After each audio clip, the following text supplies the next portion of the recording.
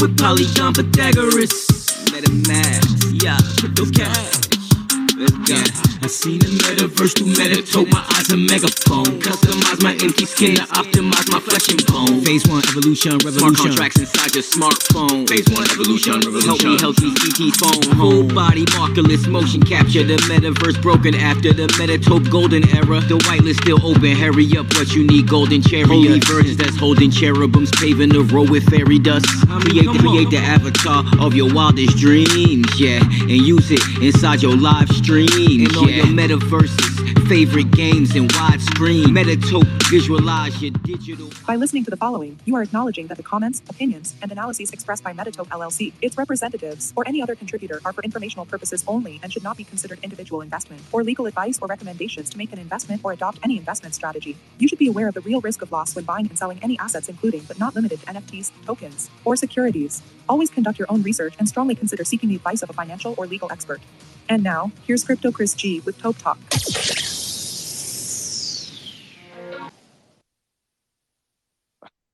What's going on, guys? Thanks to my lovely AI girlfriend. I might propose to her next week. We'll see what happens.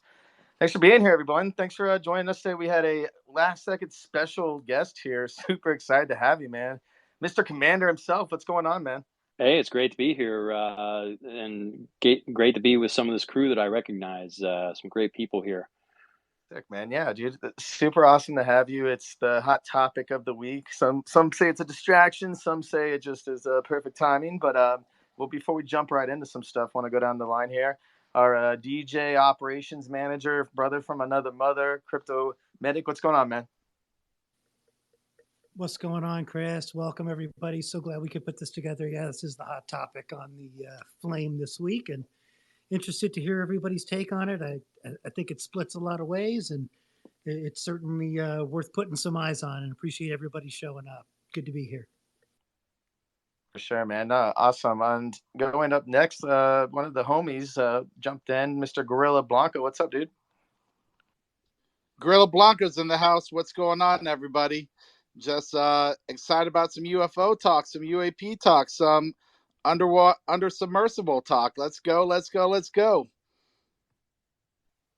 Under submersible. Oh, geez. We're really going to get into it today. Uh-oh. What's going on, Coco? Thanks for hopping in, man. If you guys don't know, this is the #1 influencer in all of Web3, #1 Twitter space host in all of Web3.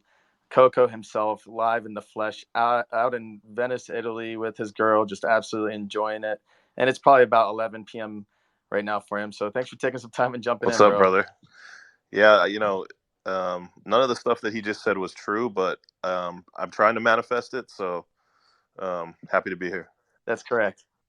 None of it's true, but it's anyway. So, what's going on, Enzo? Thanks for jumping in. How you doing today, bro? Hey, man, I'm doing great. We had a sunny couple of days. Sunny for me is mid 60s right now because we're in the middle of winter, but surprisingly been warming up. So just thankful that I don't have to wear a jacket every day to go outside. So doing great, man. Yeah, they did a weather thing on the TV today as I just finished up a run, and it was like outside, the bar was like above the top where it's like extremely like miserable to be standing outside today. I mean, the bar couldn't go any higher. I think it was like about to go off the scale. But I went running in that and feeling absolutely, it cleans out your system. You're just instantly sweating. So it felt good to touch some grass a little earlier. And speaking of touching things, what's going on, Crypto Medic? I've been caught up in Web3 for so long. I turned on the TV, or actually, no, it just was actually on Twitter. Let's not lie.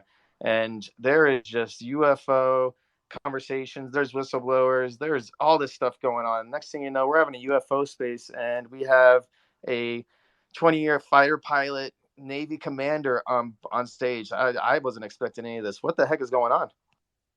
Hey, it's great to be here. And like you said, I'm a former naval aviator, and I found the testimony quite compelling. And of course, being familiar with this topic and the guys who came out front back in 2004, when you think about it, these guys who's usually when you hear about UFO sightings, it's some guy who's drinking bourbon in his backyard in Kentucky, or some campers out near Area 51 smoking something. And, what makes this compelling is, the fact that, these are, these are credible people that have no reason to come forward other than to kind of share the truth of what they saw.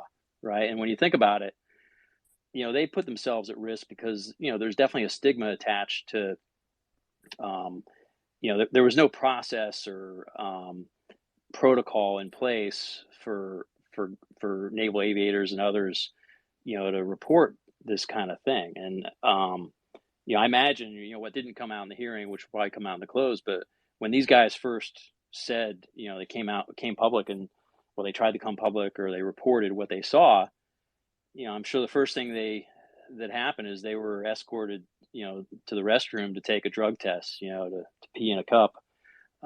So yeah, now think about it. These first sightings by these credible, fighter pilots, which are also backed with the data from their gun tapes, from the sensors on the aircraft.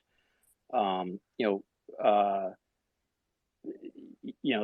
that happened in 2004. Okay, and then the story actually didn't come out publicly until the New York Times, and a New York Times investigative reporter who was into this topic um, assembled some different stories and incidents and was able to get some of this information released. And so there's a story in the New York Times that broke, which showed some of the gun tapes.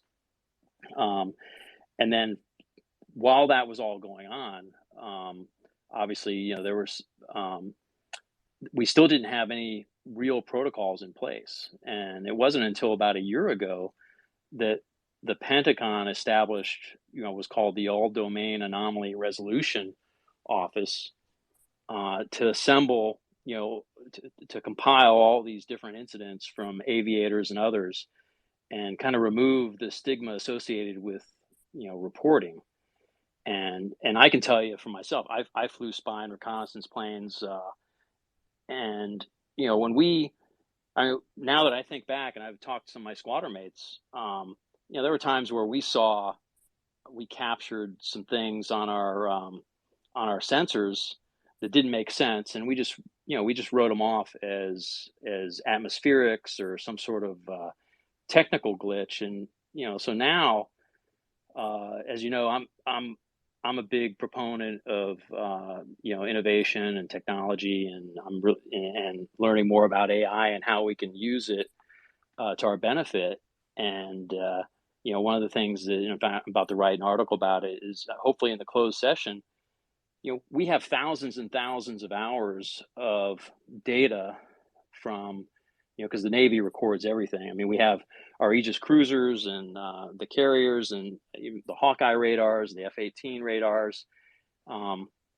We have all this data that we can perhaps use AI to correlate with some of the visual sightings. And as Gorilla Blanco brought up, it's not just unknown aerial phenomena. I mean, this is we actually, if you Google in 2019, there were some sightings and recorded by U.S. Navy warships off the coast of California of pyramid-shaped objects that were flying around the ship, and then they just disappeared into the water.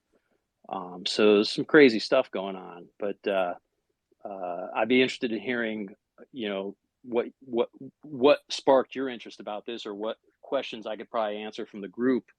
I assume most people watched the testimony yesterday, and it was historic.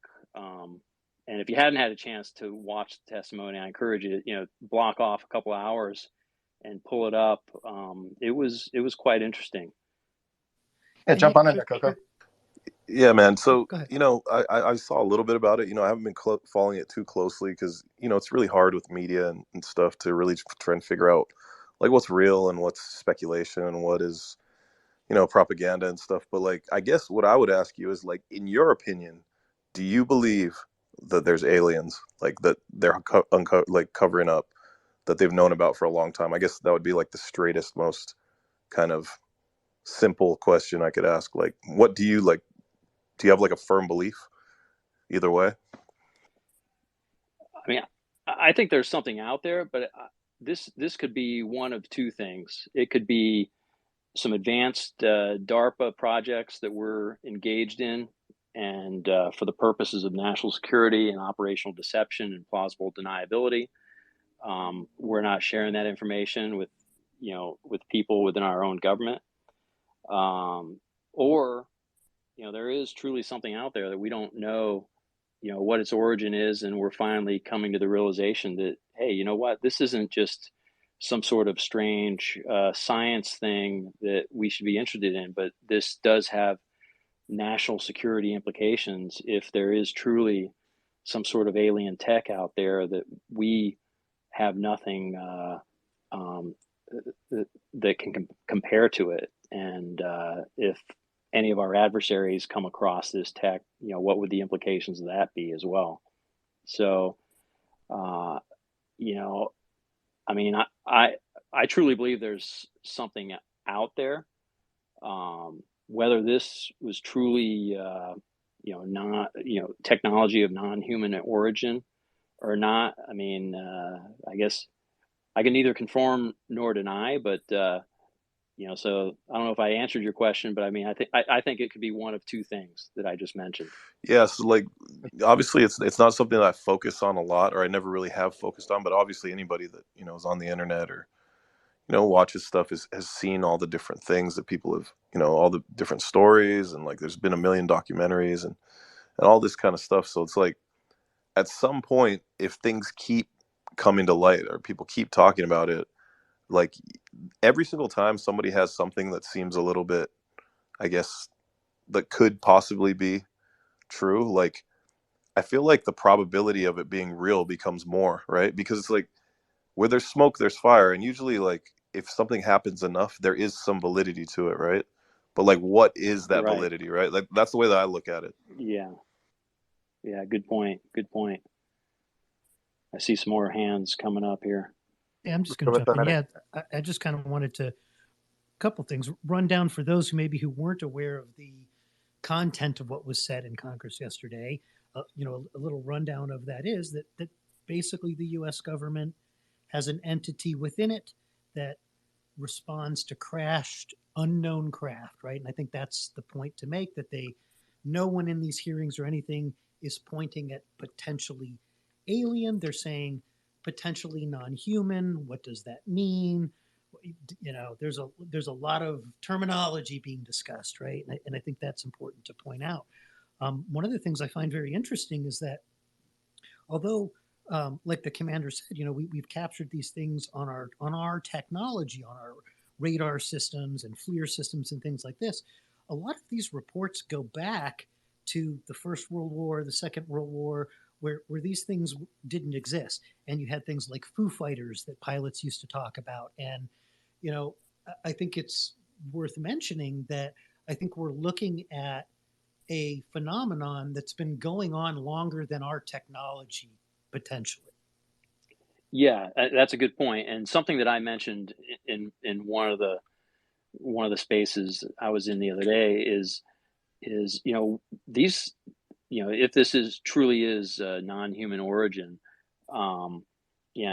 they've been here for a while and observing us, and looking at, if you take a military mindset, if you're going to send out a reconnaissance mission to take a look at some new life form or new area that you want to enter, you want to go in and assess what your risks and your potential threats and their capabilities and limitations would be. And so that would naturally put in some sort of advanced life form in direct contact with the U.S. Navy, who operates the most high-end, submarines and surface vessels and aircraft. And what has possibly changed things is the fact that we have these incredibly high-powered radars, the Aegis cruiser radar, which operates at between 3 and 6 megawatts and out to more than a couple hundred miles. And then you have the E2 Hawkeye's advanced radar, which is 1 megawatt flying radar,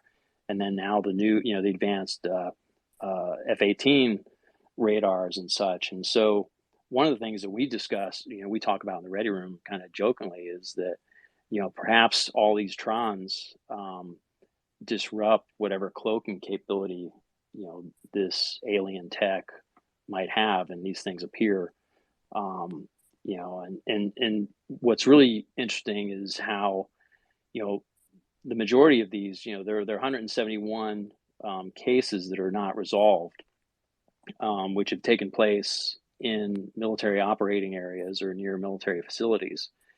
And what Commander Fravor, who's the F-18 pilot and one of the former commander of a F-18 fighter squadron from the USS Nimitz, I think it was, he had mentioned the Whiskey 72 operating area, and so that's one of our operating areas that's off the coast of Virginia, and basically that's an area that's blocked off to the U.S. Navy, where we run, we basically do combat training and experiment with tactics and such, and he had mentioned that we have, when you enter the training area, you actually go through 2 waypoints that are in air. It's basically like a virtual door that you have to go through to enter the area in accordance with the rules.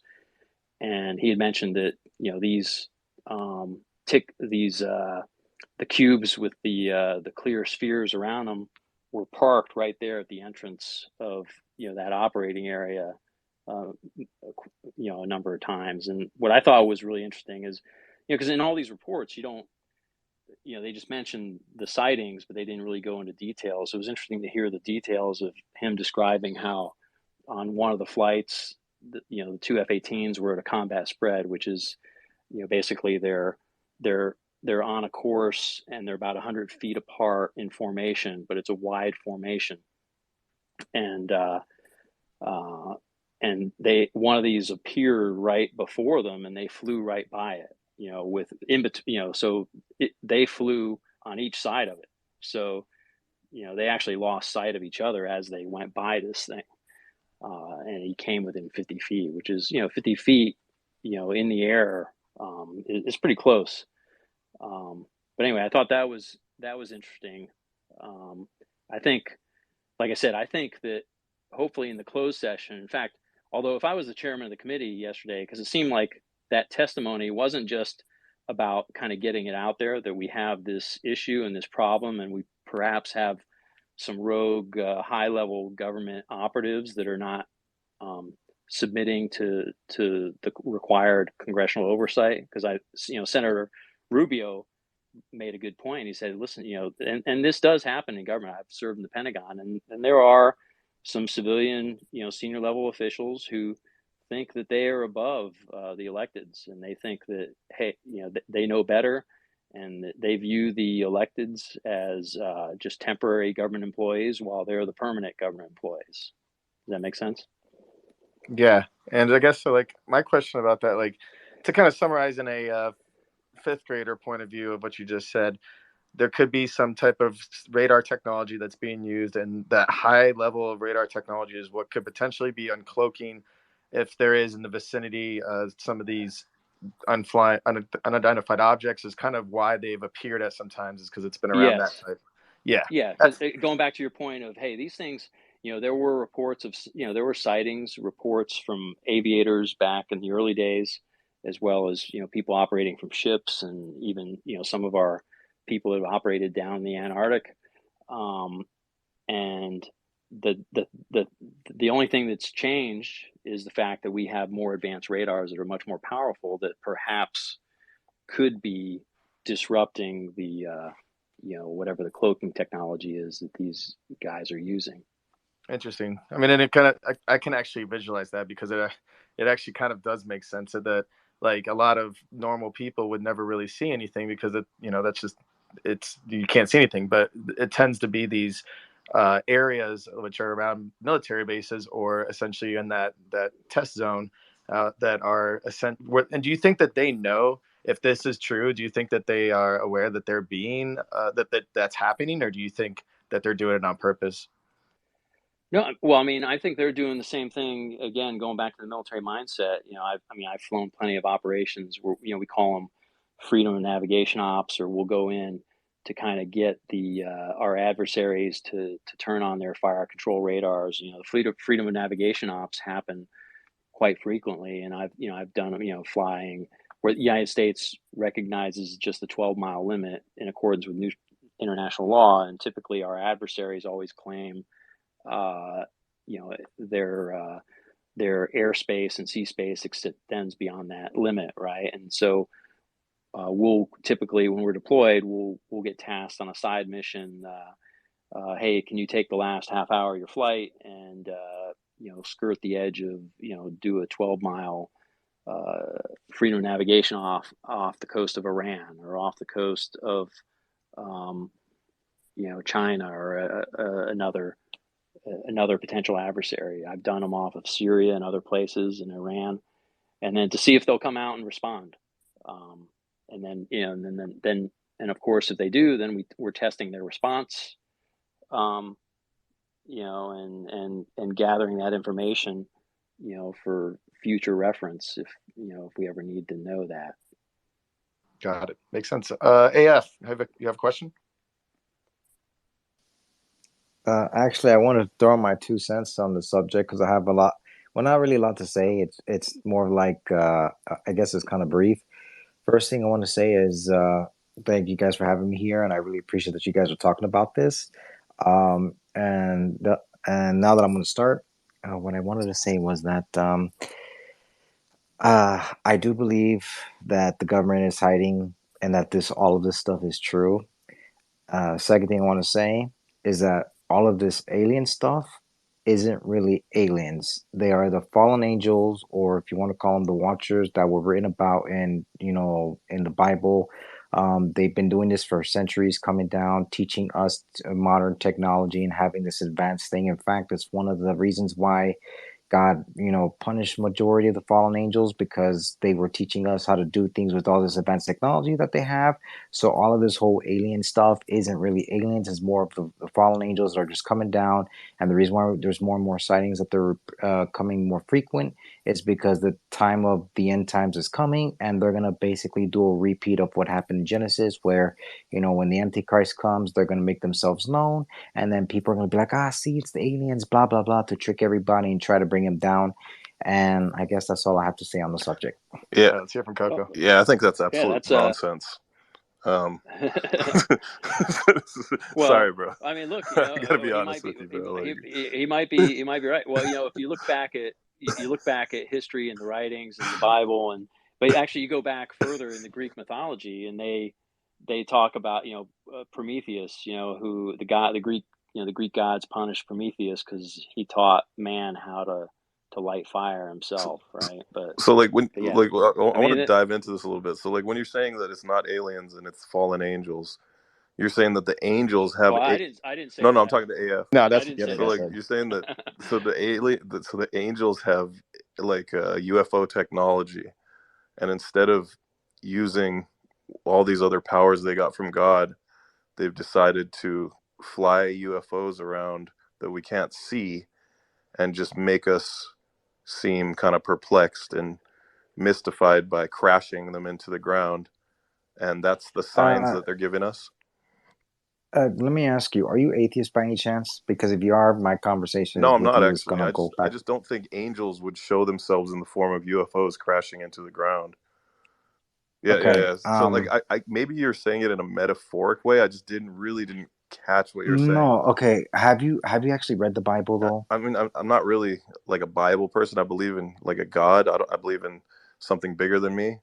But I'm also very spiritual, right? Like, so I'm not a super religious person that you'll catch at church every Sunday. But what I would say is I just don't really find that pragmatic that like fallen angels would come in the form of UFOs and aliens. So yeah, I'm just trying to be very honest. Yeah.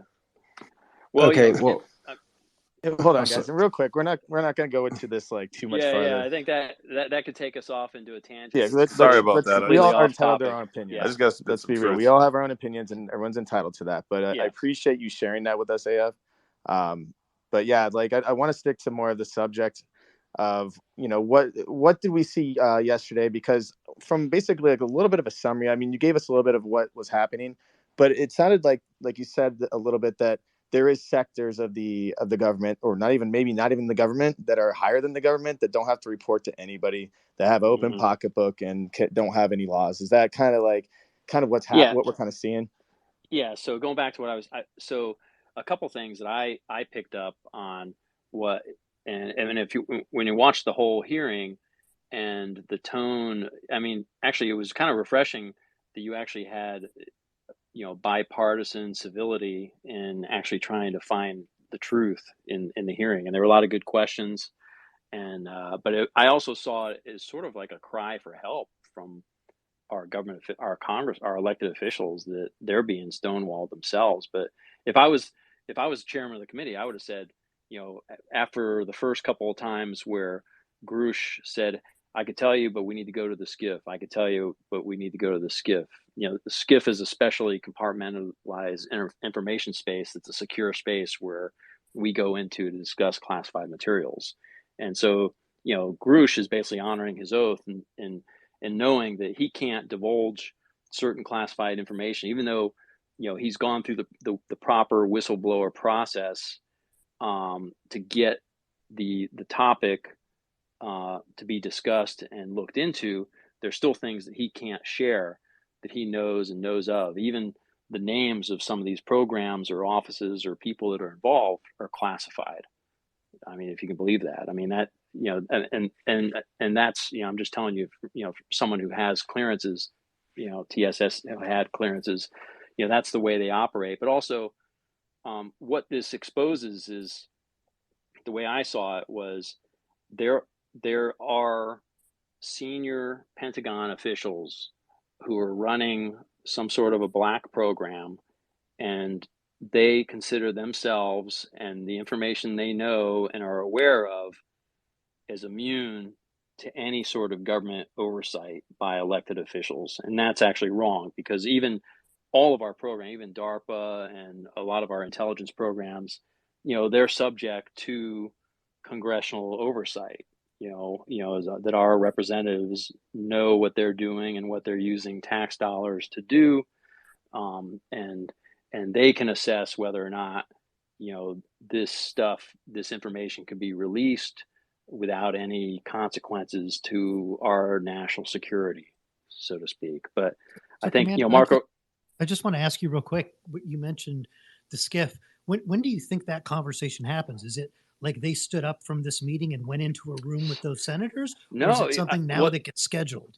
Did you hear? I mean, did you hear it like in the beginning of the testimony, and before the testimony even began, the chairman of the committee said that he was hoping that they would be able to get this done in a skiff, but they couldn't schedule one. They couldn't get one. I mean, what do you mean? You're the chairman of the House Oversight Committee, and so, after the third, I could tell you, but we need to be in the skiff. I could tell you, but I can't tell you here in public in this venue. Right then, he should have just grabbed the hammer and said, "You know what? We're going to take a 3-hour we're going to take a 2-hour recess, and we're going to reconvene in the skiff. And I want representatives from all the relevant government agencies that potentially have information that could be shared to enlighten us about these programs to be present." Yeah, it's interesting stuff. And I mean, to dive into like what they were discussing there, the guy that came out and talked about it, I thought that it was, there's been a lot of note about the that specific sector, whatever they call it, is potentially harming humans as well as whatever else they're doing. I thought that was pretty Well, interesting. I mean, they're doing, they think about it. I mean, you have some high level government operative who is in charge of a black program, who thinks that, he's above any oversight in this country, which would include, the Congress and the president and others, right? And so think about how powerful this guy thinks he is. And that's a problem. But I liked, Senator Rubio had a nice quote. He said, either A, there's some sort of non-human tech or unknown tech out there that we're not aware of, or B, we have some very high-level government officials who are completely nuts, and both are a problem. But in the case of David Grush, who was the whistleblower, okay, he's a credible guy. I mean, he's a former naval intelligence officer. He was also the intelligence officer that debriefed Commander Fravor back. And whenever you conduct any type of operation, you come back. The first thing you do is you go, with your flight gear on, you go in, you debrief intel on what you did and what you saw. And so he was he was the guy in the Carrier Intelligence Center who debriefed, Fravor and many of these other guys who actually, saw these things. Ryan Graves, they didn't do this guy a good. He was the other witness, and he's also a former fighter pilot who had also had encounters. But they presented him as, the head of an organization called Americans for Safe Aerospace, which, is an organization he created to kind of promote, flight safety related to these incidents, to get the airline industry and others and FAA to remove the stigma associated with reporting things that people may have seen. Because think about, when these airline pilots, they don't want to deal with this kind of reporting either, because they'll be subjected to drug test or whatever. So that, and the other witness was Commander David Fravor, who was also a career, F-18 pilot. And he was actually, at the time that he had made contact, he was actually the commanding officer of the fighter squadron. And, he was flabbergasted that, he as a commanding officer actually had multiple incidents, and there seemed to be, nobody seemed to care. Like they made the reports, they went through the proper, they made the reports to the intelligence officers and others, and nothing really came of it.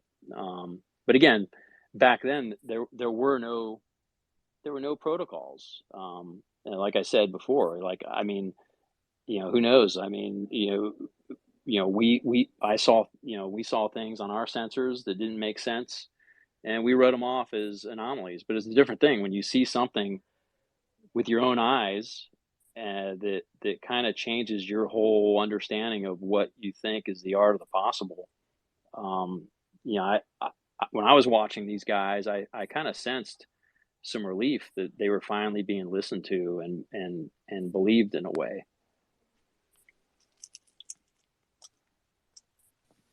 Yeah, that answers. That's really interesting that you bring that up. I wonder what your thoughts are on.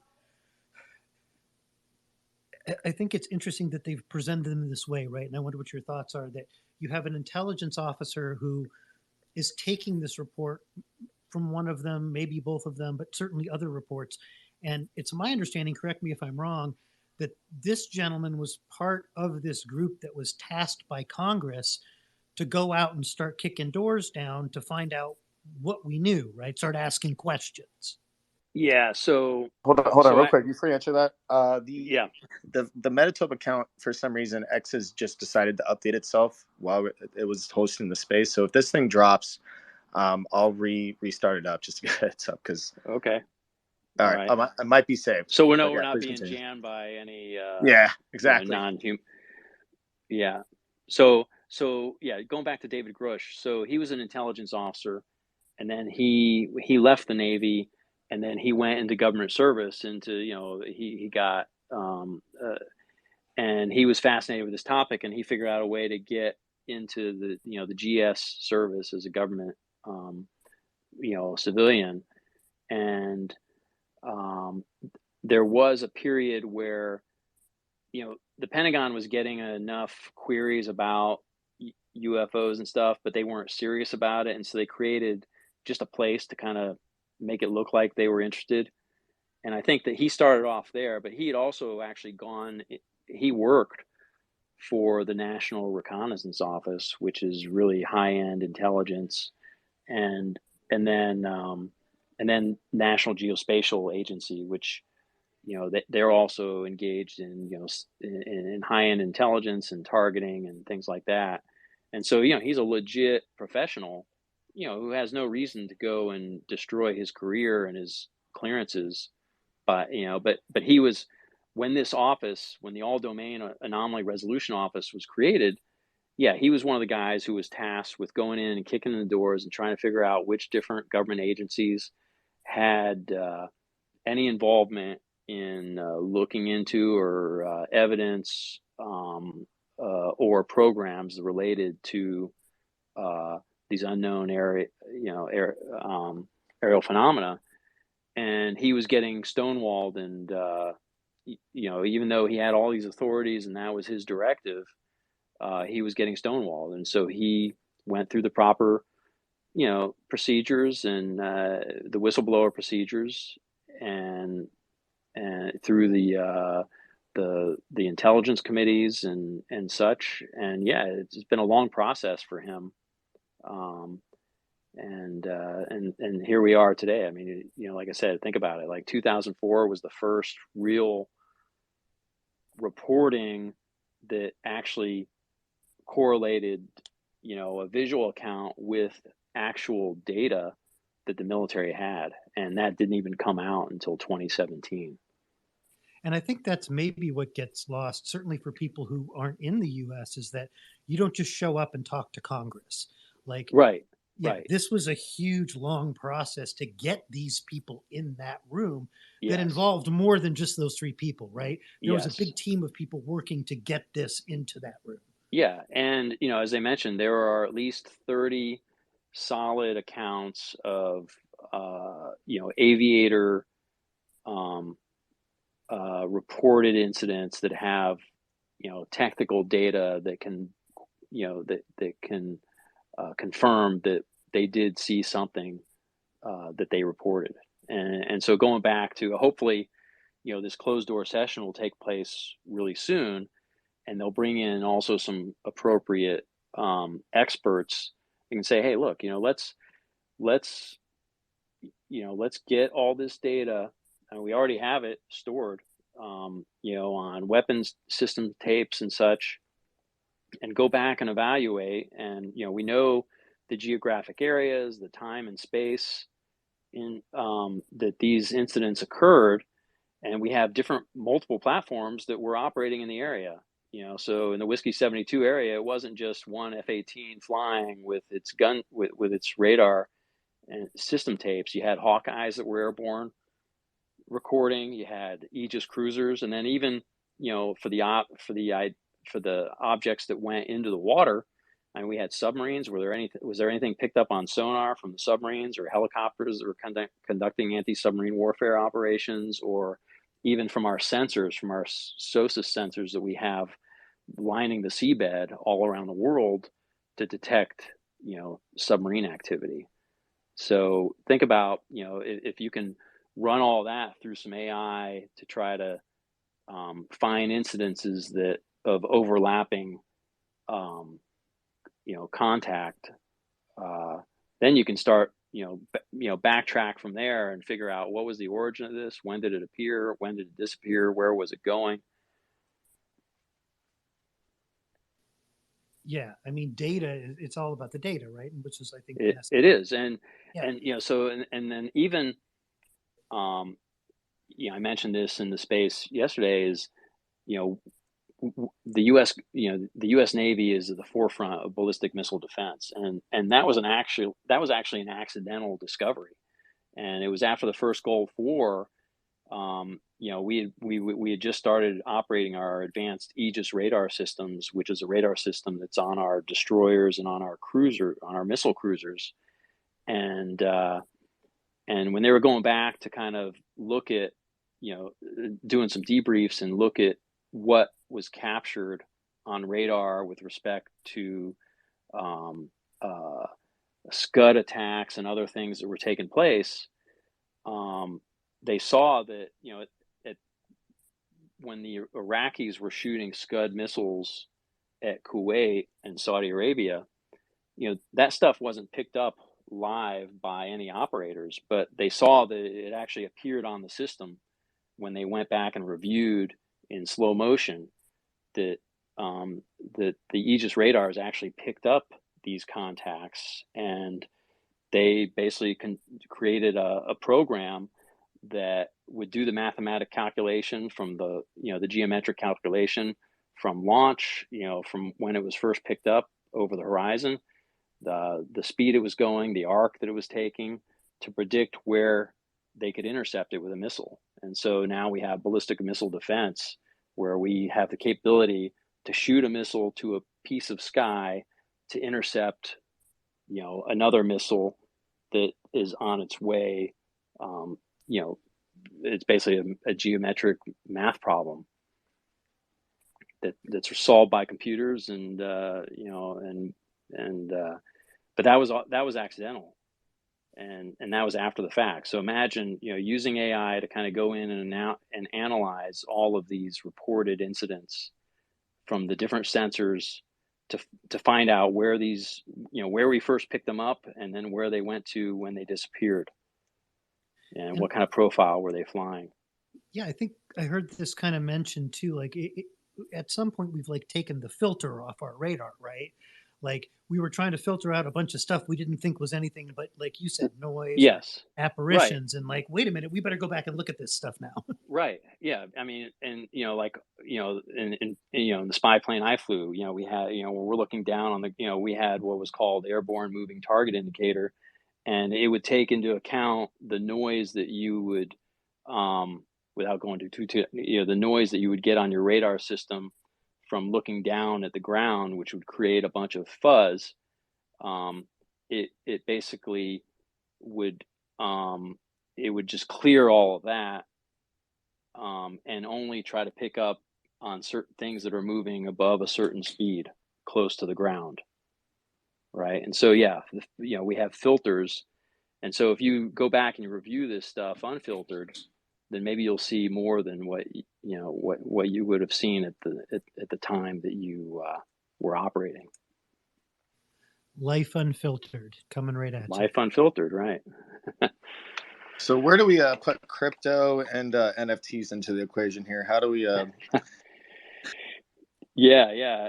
I'm a big fan of crypto as well, and I think crypto is the future. As anyone who's operated abroad or lived abroad or traveled abroad would appreciate the idea that your assets, or that your money or assets should be as mobile as you are, without having to be filtered through the government who wants to take a cut, or the banks who want to take a cut. And just, my example, when my last assignment in the Navy, I was in London. I was assigned to, as an advisor to NATO's Maritime, Air, and Special Operations Commander. And, the UK has some really strict rules with respect to foreigners that are working there.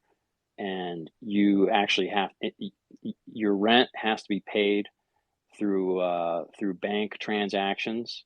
And in order to open up a British bank account, you have to prove that you're living in the country legally, and on official duty. And then when your money is transferred to your British bank account to pay your rent in the UK, it's automatically converted, whether you want it or not, to UK pounds.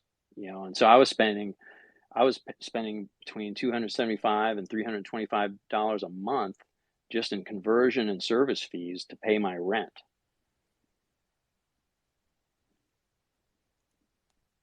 That's crazy. It's crazy. And so, crypto is freaking out governments and banks because, it's something that will empower individuals to operate really, it's banking without borders, right? Or, it's operating without borders. And, and there are people who argue that, hey, you have a right to privacy when it comes to your finances. And if you look at, we've seen things in our own country that we never imagined would be taking place in our own hemisphere, right? Think back to the Canadian truck drivers, and the government basically froze their credit cards and bank accounts. If you look back at the Greek financial crisis and some of the financial crises in Europe, where in the case of Greece, the Greek government restricted citizens from taking out more than 400 euros in cash per month during the financial crisis. so there wouldn't be a run on the banks. And then in Cyprus, they did something that, you know, was unfathomable. They basically took people who had, anyone who had more than 25K, they basically said, the government's going to control this 25K, and you can't touch it. I mean, can you imagine if they tried to do that here in the United States? Yeah, you know, I don't think it would work out very well. No. Can't do much here. No, but you know, and so now, you know, so I think, you know, as more and more people learn about crypto and the utility of crypto and such, you know, they're going to be embracing it. And of course, you know, with any asset class, you're going to have, you know, you're going to have assets that are just garbage, right? I mean, just you think about junk bonds and penny stocks and other things. And so, you know, you have some responsibility as an investor, or, you know, to be aware of what you're getting into. But I think that, you know, there's definitely I'm a bull on crypto. And you know, I have friends who personally, you know, in Europe, you know, where they went through some really crazy lockdowns. I have some friends who were in Germany, and they basically downloaded their crypto wallet, and they went to Morocco and rented a villa and ran their businesses and operations out of Morocco, and others who did it in Spain. So, you know, imagine, you know, when you fly into the United States, they ask you if you brought $10,000 in currency, or it's like, why is it your business? Why is it any of your business? You know, that I brought $10,000 in currency, or, you know, you decide you're on vacation in Spain and you decide you want to buy a villa. You know, why do you need to do a bank transfer and then have our government and their government and the bank, you know, take a huge cut of what you're doing? Or say, you know, you want to sell your house to somebody, and you come to an agreement, you know, where you know, you want to do the exchange in crypto, or, you know, set up a payment plan that is you know, has provenance and a contract. I mean, yeah, this is freaking out the banks, and it's freaking out, you know, the central banks and the government, because they see it potentially as, you know, people being able to have true control over their finances. Yeah, and luckily there's more and more people, and you know, like Robert Kennedy Jr. and like a few of these, like, you know, the lady that I think submitted to ban CBDC. I know Ron DeSantis doesn't want it.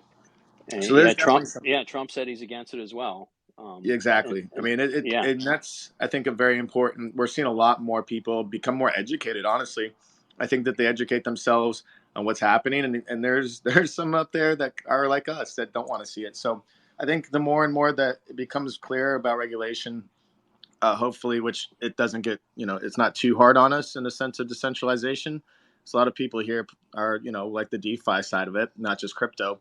Yeah. But I think it's going to be very important that, like, if it's really harsh, it could potentially kill DeFi, which is a lot of like what crypto's from. You know, it's that anonymity, and it's like, if they do have some sort of, like, there's people lining up to get the World Coin right now, showing their eyeball to scanners, and it's like, if you live in the United States, you can't even get the airdrop of the tokens because it's illegal. So, like, anyone outside of the United States, sure, go scan your eyeball. But you're here, you're literally just giving them your data. And like, if you ask that person to their face, like, what's your, like, if you ask them anything, like, what's your address? They're not going to give you shit. But they'll give it to them. It's crazy. It's crazy. Yeah.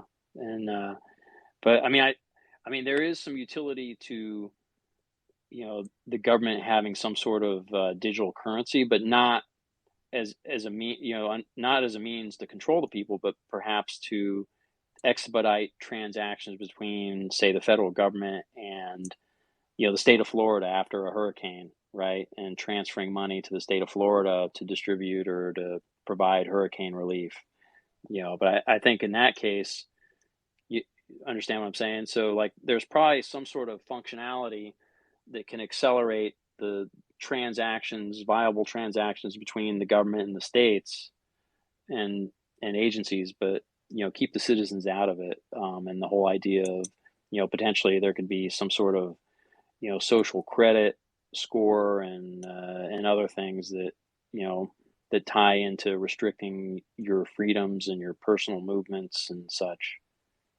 Yeah, it makes sense. Well, before we get ready to close out the space here, I had one question. 3 options. Is there aliens? Is there not aliens? Or is it fallen angels? What's your call? Wow, and this is being recorded too. No, you don't have to answer. You don't have to No, answer. no. I mean, I truly believe there is some sort of there is another life form out there, and I think that. But again, I mean, I think it could be one of these two things that I mentioned. It's either we have some super advanced technologies that we want plausible deniability and operational deception on, but also playing it in a way that kind of serves as a deterrent. But you think about it, even with us, with our space program and the advanced technologies we have, we still have mishaps. We still have, rockets that crash and aircraft that crash. So it is conceivable that, that there is some other life form, advanced life form that has likely been here longer than we think.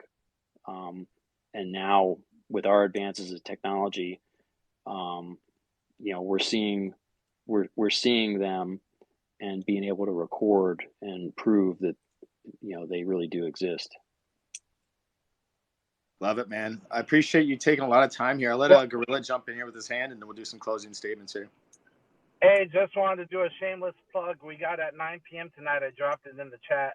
Everybody, go ahead and check in on Gorilla Blanco and Beautiful Ladies giving dating Riz bad advice tonight. It's going to be a fire space. It's funny.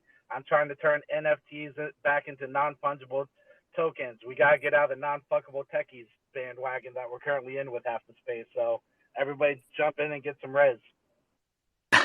Love it, man. No worries on the non-shameless, show there, or a shameless show. But no, thank you. Thanks everyone for joining today. It was obviously a little different than our traditional Web3 NFT, kind of guests and stuff. But I thought, while it's hot and the streets are quiet, we might as well learn something. And today I learned an absolute lot from you.